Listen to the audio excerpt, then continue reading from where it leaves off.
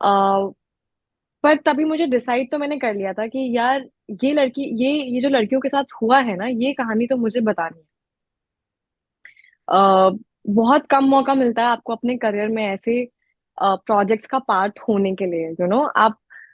आप it's it's like कि आप सोसाइटी के लिए कुछ कर सकते हो। अगर इन तीन लड़कियों की कहानी बता के अगर मैं आगे चार या एक लड़की को भी सेव कर पाती हूँ तो मेरा पार्ट वहाँ मैंने अपना पार्ट निभाया है। आई थिंक हम मैं किसी से भी पूछूंगी ना कि आपने ये जो एज में प्यार किया है, वो वापस प्यार ना आपको होता है, ना आप में वो एनर्जी होती है, पर वो जो एज में एनर्जी होती है ना, जिसमें आप मर मिट सकते हो, कुछ भी कर सकते हो, वो उसी एज में होता है। और ये टेररिज्म उसी चीज का फायदा उठाता है कि यार इस एज में ये लड़कियां मान जाएंगी। नमस्कार, मैं हूं संजय मिश्रा और आप देख रहे हैं नवभारत टाइम्स ऑनलाइन और नवभारत टाइम्स एंटरटेनमेंट। और इन दिनों देश और दुनिया भर में चर्चा है एक फिल्म की जिसका नाम है द केरला स्टोरी। और उस फिल्म की एक्ट्रेस हैं योगिता। हमारे साथ इस वक्त हमारी खास पानी योगिता, आपका बहुत बहुत स्वागत है और शुभकामनाएं, थैंक यू सो क्योंकि मच। आपकी फिल्म इन दिनों खूब देखी दिखाई जा रही है और खूब चर्चे में। स्वागत और शुभकामनाएं। Thank you so much. Thank you. तो सबसे पहले तो लोग जानना चाहेंगे कि फिल्म आपके पास आई कैसे, क्या किस्सा है, कहानी कौन लेकर आया, कैसे आप जुड़ी। जब पहली बार आपने कहानी पढ़ी होगी तो लगा होगा यार अपने करियर की शुरुआत में एक ऐसी फिल्म से कर रही हूँ जहाँ पे बॉलीवुड किस तरीके से देखता है इस विषय को। ये पूरा किस्सा। सो मुकेश छाबड़ा कास्टिंग कंपनी से मुझे ये कॉल आया था कि ये करके कुछ फिल्म बन रही है और डायरेक्टर को आपका एक पहले सुनने मेरा कोई ऑडिशन देखा था उनके साथ, और वो उनको काफी अच्छा लगा तो वो आपसे मिलना चाहते हैं। मुझे थोड़ा आइडिया था, काफी थोड़ा आइडिया था कि फिल्म किस टॉपिक पे बन रही है, बट फिर भी आइडिया नहीं था। जब तक आप स्क्रिप्ट नहीं पढ़ते तब तक आपको नहीं समझ आता। फिर मैंने उनके साथ ऑडिशन किया, उनको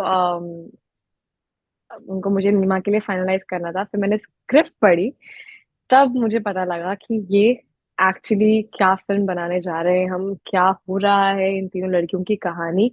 और जब मैंने स्क्रिप्ट पढ़ी तो मुझे 10 मिनट लगे थे वापस समझने के लिए कि ये क्या हो रहा है और ये इन लोगों के साथ क्या हुआ है। पर तभी मुझे डिसाइड तो मैंने कर लिया था कि यार ये जो लड़कियों के साथ हुआ है ना, ये कहानी तो मुझे बतानी है। अ, बहुत कम मौका मिलता है आपको अपने करियर में ऐसे प्रोजेक्ट्स का पार्ट होने के लिए। आप इट्स इट्स लाइक कि आप सोसाइटी के लिए कुछ कर सकते हो। अगर इन तीन लड़कियों की कहानी बता के अगर मैं आगे चार या एक लड़की को भी सेव कर पाती हूँ तो मेरा पार्ट वहाँ मैंने अपना पार्ट निभाया है। तो वो बहुत क्लियर था। मैंने नहीं सोचा था कि इससे क्या होगा, क्योंकि आप जब ऐसी कोई कहानी पढ़ोगे, आपके पास भी अगर कोई ऐसी कहानी है कि तीन लड़कियों के साथ ऐसा हुआ है, तो आप भी बताना चाहोगे वो स्टोरी या वो कहानी। तो बहुत सिंपल चॉइस थी, मैंने किसी और के बारे में नहीं सोचा। हम्म। और एक और चीज की यहाँ तक, क्योंकि इन दिनों आप दुनिया भर में खूब चर्चे में हैं, लोग आपको अब जानते हैं। इससे पहले योगिता कौन थी हर कोई एकदम देखते ही या नाम सुनते ही नहीं पहचानता था, लेकिन इस फिल्म के बाद एक मास आपको स्टारडम मिला है।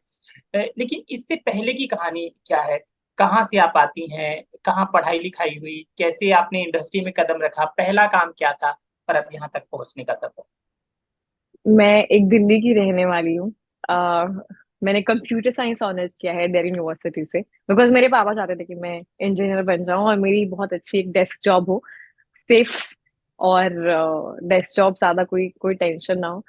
पर मुझे कभी इंटरेस्ट नहीं था कंप्यूटर्स में। मैं थिएटर करती थी जब मैं कॉलेज में थी। पर एक्टर बनने का सपना नहीं सोच सकती थी, बिकॉज मैं जिस फैमिली से आती हूँ वो बहुत ही कंजर्वेटिव और थोड़ी ऑर्थोडॉक्स है। ऐसे सपने देखना बहुत मुश्किल था मेरे लिए। एंड मैं जॉब कर रही थी, मुझे हमेशा से अपना खुद का रेस्टोरेंट खोलना था। एंड वही जॉब करते करते मैं बॉम्बे आई। और बॉम्बे में एक प्रथम एजुकेशन फाउंडेशन एक एनजीओ के साथ काम कर रही थी। और वो करते करते एक दिन मैं एक गलत एड्रेस पे चली गई, जहाँ पे ऑडिशन हो रहा था एक एड का। और उन्होंने मुझे कहा कि मैं आप क्या ये ऑडिशन दे सकती हैं? तो मैं वैसे तो गट्सी हूँ लाइफ में मुझे नई नई चीजें करना अच्छा लगता है। तो मैंने उनको बोल दिया कि हाँ मैं कर लूंगी। मैंने कर दिया और 2 दिन बाद उन्होंने मुझे कॉल किया और कहा कि आप इस इंटरव्यू, इस ऑडिशन के लिए आपको हमने सेलेक्ट कर दिया। और मैं बड़ी खुश हो गई कि यार ये तो बहुत ही अच्छी चीज है, मतलब कितना अमेजिंग। और एक दिन में कुछ 15-17 हज़ार रुपए मिल रहे थे, और मैं सिर्फ 20-21 साल की थी, तो मैंने कहा ये तो बहुत ही अच्छा है यार, एक दिन में मतलब इतने पैसे कमा सकते हो आप। बट यू नो उसके बाद मुझे बहुत कॉल्स आने लगे, पर मैं जॉब भी कर रही थी वो टाइम पे। पर मेरे लिए वो भी स्टेबिलिटी जो एक एक्टर की होती है ना, कि लाइफ में आपको पता नहीं है कब काम मिलेगा कब नहीं, तो मैं वो भी नहीं छोड़ पा रही थी, क्योंकि मुझे था कि मैं ऑलरेडी जॉब कर रही हूँ, मेरी स्टेबल लाइफ है, मैं एक्टर बन जाऊंगी, पता नहीं पैसे कब आएंगे नहीं आएंगे। काम मिला, पहली बार में मिल गया वो तो मिल गया, लेकिन मुझे भी पता है कि मैंने कोई एक्टर फॉर्मल ट्रेनिंग नहीं लिया है एक एक्टिंग की, या ये तो सिर्फ इसलिए मिल गया बिकॉज इनको कोई शायद नई लड़की चाहिए होगी, नया लुक था, ठीक है सुंदर दिख रही होंगी इसलिए लिया। बट उसके ज्यादा तो मेरे अंदर कुछ है नहीं ना, मुझे एक्टिंग तो नहीं आती है, मैंने थिएटर किया है बट मुझे एक्टिंग एज अ क्राफ्ट नहीं आती है। तो 1-1.5 महीना मैं अपनी जॉब करती रही, फिर भी मुझे बहुत कॉल्स आने लगे, मैंने 2-3 एड्स और कर लिए। फिर बहुत मुश्किल होता है, क्योंकि सुबह 8 से 10 में जाती थी ऐसे बैग में अपने 4-5 लुक्स लेके, ऑडिशन देती थी, फिर उसके बाद जॉब आती थी, जॉब करने के लिए जाती थी, तो कभी कभी लेट भी हो जाती थी। तो मुझे अच्छा नहीं लगता था कि मैं ना यहाँ पे कुछ दे पा रही हूँ ना मैं वहां पे कुछ दे पा रही हूँ।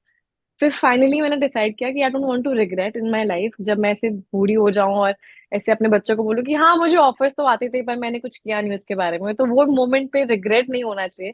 तो मैंने बोला ठीक है, मैं अपने आप को 6 महीने दूंगी, और अगर 6 महीने में मैंने अपने आप को इम्प्रूव कर लिया और if I get good work तो मैं कंटिन्यू करूंगी, वरना मैं अपनी जॉब वापस कर लूंगी। मुझे स्टेबिलिटी बहुत पसंद है मुझे, मैं नहीं रह सकती ऐसे कि बस, क्योंकि जब मैं 16 और 17 की थी तब से मैं इंटर्नशिप करी हूँ, मैंने घर वालों से कभी पैसे ही नहीं लिए। तो अचानक से ये लाइफ लेना, जीना, डिपेंडेंसी ऑन एनीबडी, तब तक मेरी काफी सेविंग्स भी हो चुकी थी। तो मैंने कहा मैं 6 महीने निकाल लूंगी अपने पैसों पे, अगर उसके बाद कुछ नहीं हुआ बैक टू जॉब, नहीं करनी है एक्टिंग। पर वो 6 महीने में मैंने बहुत काम किया अपने ऊपर, बहुत ऑडिशन दिए, बहुत वर्कशॉप्स की। एंड मेरा पहला एड मुझे जब मिला सलमान सर के साथ, बड़ा एड, एड्स मैं बहुत कर रही थी, पर सलमान सर के साथ जो एड मिला मुझे 10 का दम का, उसके बाद वहां से मुझे एकता के मैम ने पिक किया, बिकॉज वो सोनी टीवी पे आया था, सोनी टीवी को मेरा प्रोफाइल बहुत अच्छा लगा, तो उन्होंने उनके 2 या 3 शोज आ रहे थे, उन्होंने तीनों शोज में कहा कि इस लड़की को हमें चाहिए, आप बताओ कौन लेगा। But Ekta ma'am pick me up, उन्होंने कहा कि मुझे इसके साथ बनाना है, इसके साथ काम करना है। एंड देन वहां मैंने काम किया, मैंने 3 सीजन किए वहां पे। उसके बाद मैंने नेटफ्लिक्स की फिल्म की AK versus AK, then lockdown हो गया, उसके बाद फिर मुझे विक्रम वेदा मिली, मैंने विक्रम वेदा पे काम किया, उसके बाद मुझे केरला स्टोरी मिल गई, फिर उसके बाद विक्रम वेदा रिलीज हुई और अब केरला स्टोरी रिलीज हो गई है। मेरा फर्स्ट डे ऑफ शूट था, मेरा वो फोन कॉल वाला सीन, हम्म, सीधा मेरा फोन कॉल वाला सीन उन्होंने करवा दिया। और वो हम एक्चुअली जिस दिन शूट कर रहे थे वो क्लोज में, इतनी बड़ी प्रॉब्लम क्या हो गई थी कि हम शूट कर रहे थे और शूट करते करते बीच में अचानक से बहुत तेज बारिश हो गई, हम मड आइलैंड में शूट कर रहे थे। मैंने कहा मेरा इतना इम्पोर्टेंट स्ट्रगल वाला इमोशन वाला सीन है और उसके बीच में बारिश हो गई है, अब मुझे समझ नहीं आ रहा कि मैं वापस वही सेम इमोशन मैच कैसे करूंगी, बिकॉज इट्स टफ। और हम देख रहे हैं आधा घंटा हो गया, 1 घंटा हो गया, बारिश रुक नहीं रही है, ना लाइट मैच करेगी ना इमोशन मैच करेगा। And I have this thing कि जब मैं ऐसे कोई सीरियस सीन होता है या इमोशनल सीन होता है, मैं किसी से बात नहीं कर सकती। तो ये सीन से पहले आशिन मेरा जो को प्रोड्यूसर है हमारी फिल्म का, वो मेरा बहुत अच्छा फ्रेंड है।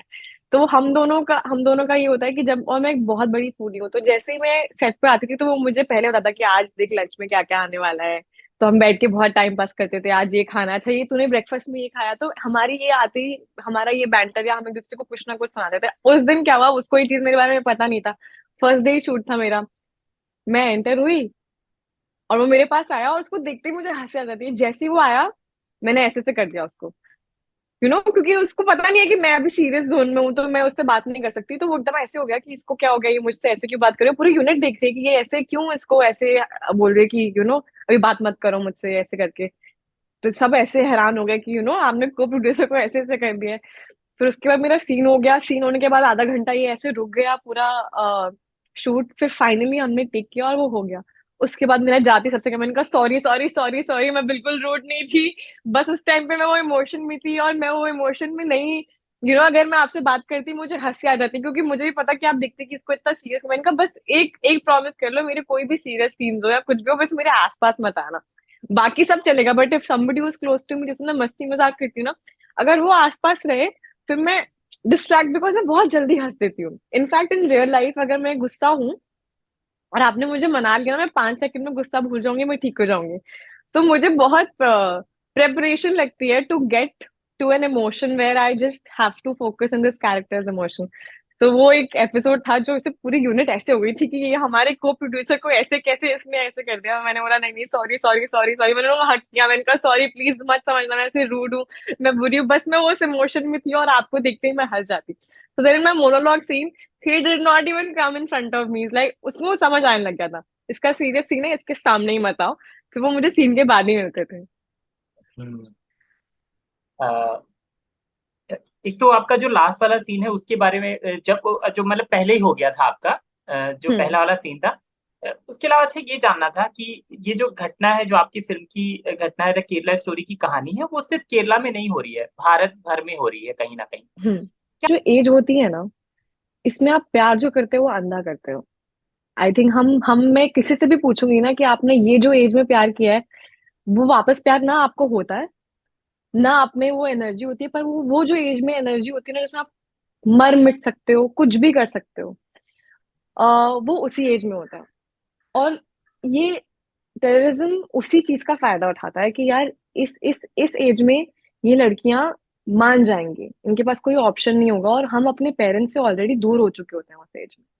तो हम अपने हम अपना हम अपना हम अपनी ग्राउंडिंग, हमारे हमारे रूल्स भी जो होते हैं, हम जिन चीजों में बिलीव करते हैं, वो चीजें हमारी चेंज हो रही होती है, क्योंकि बचपन से हम अपने मॉम डैड के शेल्टर में होते हैं।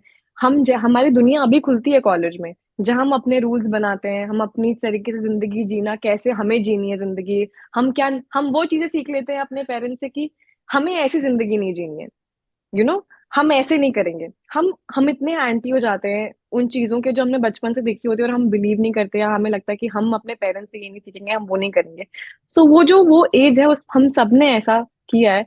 पर्सनली मेरे साथ ऐसा हुआ है कि मैं एक रिलेशनशिप में थी, जो I would not not take any religion का नेम या कुछ, बट ऐसा होता है कि when you are with a partner, आप उनके रिलीजन में बिलीव करना ज्यादा शुरू कर देते हो और अपना रिलीजन छोड़ देते हो। और कोई आपको मेरे को कोई इन्फ्लुएंस नहीं कर रहा था, बट इट इट हैपेंस, क्योंकि आप इतना ज्यादा उस पे, बिकॉज आप, क्योंकि वो, अब तो मेरी फैमिली बहुत ओपन है, बट एक टाइम तक मेरी फैमिली भी ऐसी थी कि हम इंटरकास्ट मैरिज अलाउ नहीं करेंगे, या इंटरकास्ट चीजें नहीं होंगी। तो लड़कियों के पास ऑप्शन ही यही बचता है कि हमारे पेरेंट्स तो हमें हमें छोड़ देंगे या हमें ये करने नहीं देंगे, पर हमें तो प्यार करना है, और उनकी फैमिली में तभी एक्सेप्ट करेगी जब हम अपना रिलीजन चेंज करेंगे। सो आई थिंक ओवरऑल ये चीज जो है, जहाँ पे पेरेंट्स इतने एंटी होते हैं दोनों फैमिलीज के, जहाँ आपके पास और कोई ऑप्शन नहीं बचता, क्योंकि आपकी फैमिली आपको आपको करने नहीं देगी, और वो फैमिली आपको तभी एक्सेप्ट करेगी जब आप रिलीजन चेंज करोगे। आई थिंक वो पूरा कॉन्सेप्ट ही अजीब है। आप आप दो लोग एक दूसरे से प्यार करते हैं, उसके लिए रिलीजन चेंज करने की क्या जरूरत है? And I know there are lot of people who doesn't change the religion, and they both the families accept them the way they are.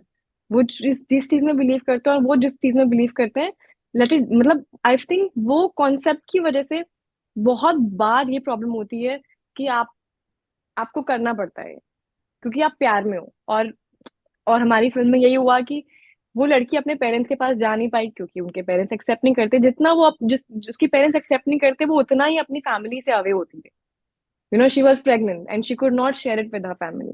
अब जब आप अपनी फैमिली से वो चीज शेयर नहीं कर पाओगे, तो आपको जो भी रास्ता मिलेगा आप वही एक्सेप्ट करोगे। वो तो ना, आप दलदल में फंसते जाते हो, क्योंकि आप अपने फैमिली का हाथ छोड़ देते हो। आई थिंक कि कभी भी लाइफ में आपकी कुछ भी हो जाए, आप अपनी फैमिली का, जब तक आपकी फैमिली आपके साथ, आई फील दैट मैं कॉलेज में बिल्कुल अपनी एंटी फैमिली हो चुकी थी। लगता था कि ये लोग मुझे समझते नहीं है, मुझे जो करना है वो कोई समझ नहीं रहा है।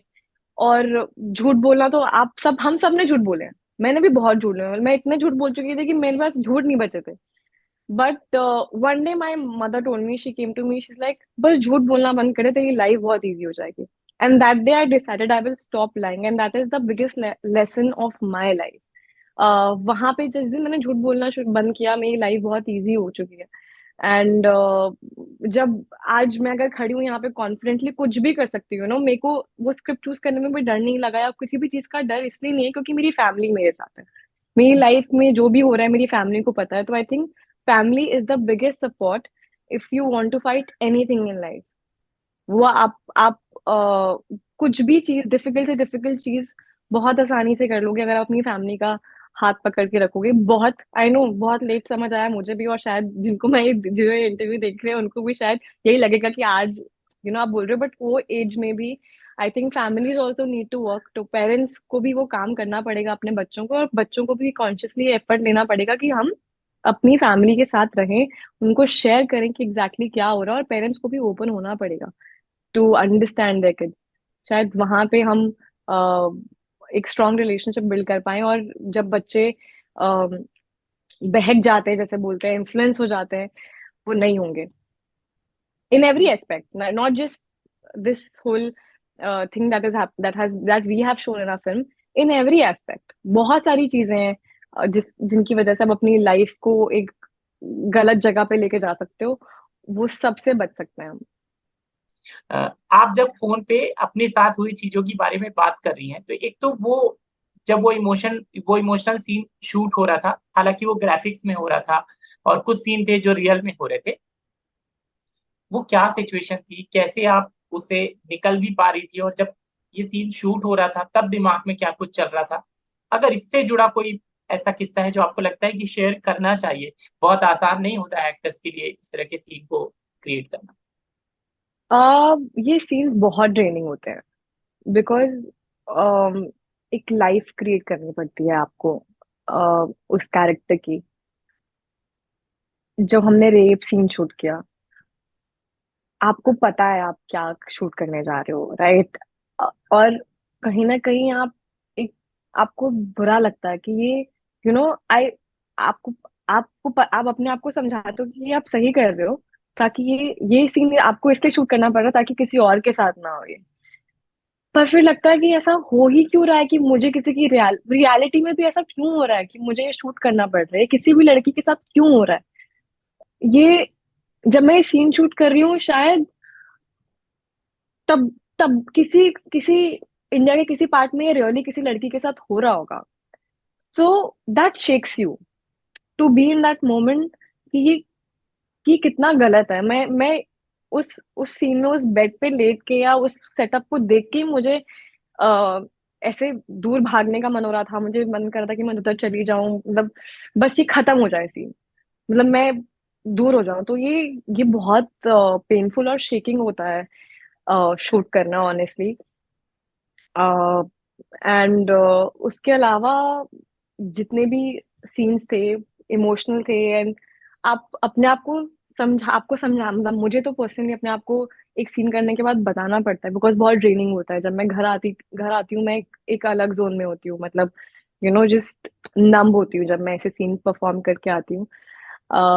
तो जब मेरा फोन कॉल वाला सीन भी था, you just want to come, you're so drained out, you just want to come and sleep and then slowly get out of it, because आपको ये चीज बोलनी बहुत जरूरी है अपने आप को कि ये आपका जॉब था, आपने कैरेक्टर को प्ले किया, आप खत्म करना है। I think I am learning that.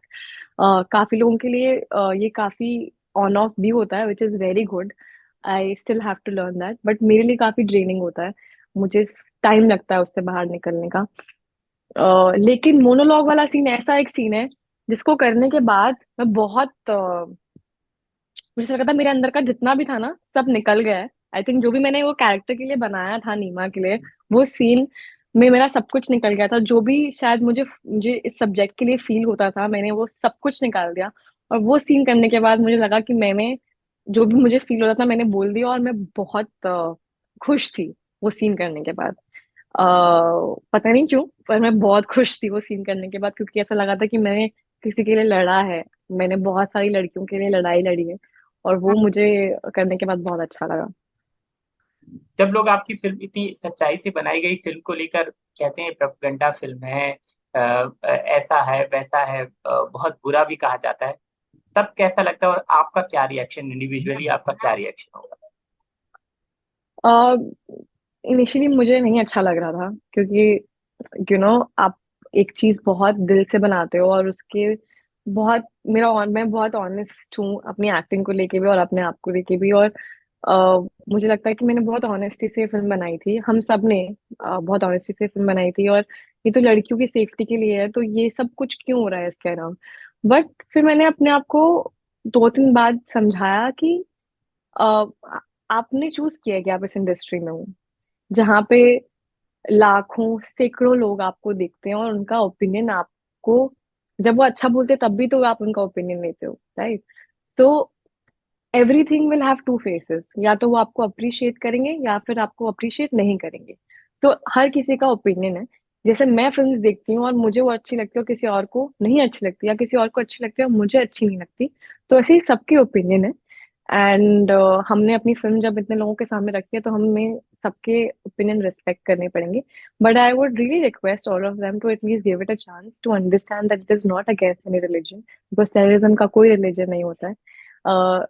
Hindu, मुस्लिम, सिख, ईसाई, आप कुछ भी हो, ये हर हर एक लड़की और लड़कों के साथ भी ये हो रहा है। So it is only to aware everybody. और ऑनेस्टली ये कॉन्वर्सेशन इस फिल्म के बाद स्टार्ट हो गई है। जितना मैंने देखा है कि लोग, परसों मैं अपनी कथक क्लास में गई थी, और वहां पे एक फ्रेंड ने बताया कि जब वो बाहर पढ़ने गई थी, उसके कॉलेज की एक सीनियर के साथ ऐसा हुआ। She was from Lebanon and she joined ISI. तो ये कॉन्वर्सेशन स्टार्टर है, आई थिंक, दिस फिल्म। अब लोग इस बारे में बात कर रहे हैं। अभी मेरी हेल्प ने हाउस हेल्प ने बताया कि उनकी सिस्टर ट्रेन में ट्रैवल कर रही थी और वहां कोई, again, I don't want to take any religion's name because it's not about religion, it's about somebody who is trying to preach everybody in the train, in a local train. And उनको preach कर रहे थे कि ऐसे follow करो, हमारा religion follow करो, ऐसा हो। वो सब औरतों ने उनको नीचे उतारा और उन्होंने सबसे समझाया कि आज के बाद ये, मतलब दे फॉट बैक। उन्होंने वो वेट कर दी कि नीचे उतरेंगे और हम इस बारे में बात करेंगे। तो आई थिंक अब लोगों ने ये पहले हम सब निग्लेक्ट कर देते थे, हो रहा है। जैसे आपने मुझसे पूछा, मुझे पहले पता था कि, या नहीं, मुझे नहीं पता था क्योंकि शायद मैंने ध्यान भी नहीं दिया कभी। बट अब अगर मेरे आसपास ऐसा कुछ होगा, मुझे एक अवेयरनेस होगी कि ये राइट नहीं है, ये गलत है, और मैं उसके अगेंस्ट खड़ी होके बोलूंगी। जैसे एक ट्रेन की लोकल में औरतें अगर उसके अगेंस्ट बोल रही हैं कि आप ये गलत कर रहे हो, so that means we are empowering women here, we are empowering people with this thought कि ऐसा हो सकता है, उसको नेग्लेक्ट मत करो। क्योंकि तो आपको कभी किसी ने कहा, कुछ बहुत अच्छे दोस्त होते हैं जो आपके करियर के लिए बहुत अच्छा सोचते हैं कि यार इतना अच्छा करियर चल रहा है तुम्हारा, तू एकता की सीरियल कर रही थी, फिर विक्रम वेदा जैसी फिल्म की, अब ये फिल्म तुमने की है, इंडस्ट्री तुमको एक अलग नजर से देखेगी, ये मतलब ये फैसला सही नहीं, कभी किसी ने एक दोस्ती के तौर पर, केयर के तौर पे कहा? एक तो मेरे इंडस्ट्री से ज्यादा फ्रेंड्स नहीं है, और मैं ज्यादा लोगों का ओपिनियन लेती नहीं हूँ। तो किसी ने नहीं कहा।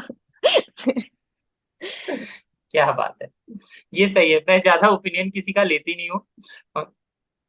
इसके अभी मैं बाद एक आने बात हाँ, बताओ, अगर अगर हाँ, अगर मैं एक्टर बनने का ही डिसीजन लिया मैंने, अगर मैं सबका ओपिनियन लेती तो मैं तो एक्टर ही नहीं बन पाती। अभी तक जो करती आई हूँ उसमें मैंने किसको ओपिनियन नहीं लिया। मेरी फैमिली ज्यादा इस इंडस्ट्री को समझती नहीं है। वो बोलते जो कर रही है ये सही है, अच्छा है, इसको इसको ही पता है ये जो कर रही है वो सही है। अभी तक जो आ रहा है घर पे हमें सुनने मिलता है, हम देखते हैं, अच्छा ही लगता है। सो वहाँ, और मैं ज्यादा इंडस्ट्री के फ्रेंड्स रखती नहीं हूँ। और आई थिंक हमें एट द एंड अपने दिल की आवाज सुननी चाहिए, और we should be listening to our voice. And I am sure कि हमें जो दिल से आवाज आती है वो सही होती है। उसके बाद हम दूसरों की वॉइस सुन के अगर अपने आप को डाउट करते हैं, वहां प्रॉब्लम आती है। अब इतनी बड़ी फिल्मों का हिस्सा हो गई हैं, वापस अगर टीवी पे कोई बहुत अच्छा काम मिलता है तो टीवी की तरफ रुख करेंगी कि फिल्मों में ही रहेंगी? Of course, I think TV is a really really good medium. एक टाइम पे आप इतने सारे लोगों के साथ पहुंच सकते हैं, साथ के पास पहुंच सकते हैं। मैं बिल्कुल अगेंस्ट टीवी नहीं हूँ, बट अगर मुझे अच्छा कंटेंट, यू नो हमने कुछ अच्छी सीरीज बनाई है लाइक 24, ये तो फिर भी काफी, it's it's a mystery and like, it's a crime series. आप क्राइम सॉल्व कर रहे हो और आप चीजें कर रहे हो। मुझे तो ये सब चीजें बहुत, वैसे भी बहुत पसंद है। I want to be an agent. But ऐसा, या फिर मतलब एनीथिंग, मुझे सारा भाई वर्सेस सारा भाई जैसे बहुत पसंद है। तो मुझे कोई प्रॉब्लम नहीं है कि मैं ऐसे शोज का पार्ट बनूं जो लोगों के पास पहुंचे और उनको मैं एंटरटेन कर सकूं। लिमिटेड सीरीज हो जहाँ पे आप दूसरे प्रोजेक्ट भी कर सको, मोस्टली बिकॉज टीवी में जब आप एक डेली सोप करते हो तो आपके पास वक्त नहीं होता है कि आप कुछ और कर सको। सो एक finite series is a good format जहाँ पे आप अच्छा कंटेंट लेके आते हैं, आप लिमिटेड टाइम के लिए शूट करते हैं और आप लोगों को दिखाते हैं और वो देखते भी हैं, एंड आप कुछ और भी कर सकते हो साथ साथ। मैंने अपना चल एक प्रपोजल रख दिया है इस इंटरव्यू में आगे। क्या बात है। हमसे बात करने के लिए बहुत बहुत शुक्रिया योगिता आपका, और ढेर सारी शुभकामनाएं, खासतौर से इस फिल्म के लिए बार बार हम आपको शुभकामनाएं देंगे, और आने वाले तमाम प्रोजेक्ट के लिए भी धन्यवाद, आपको। Thank you so much. Thank you.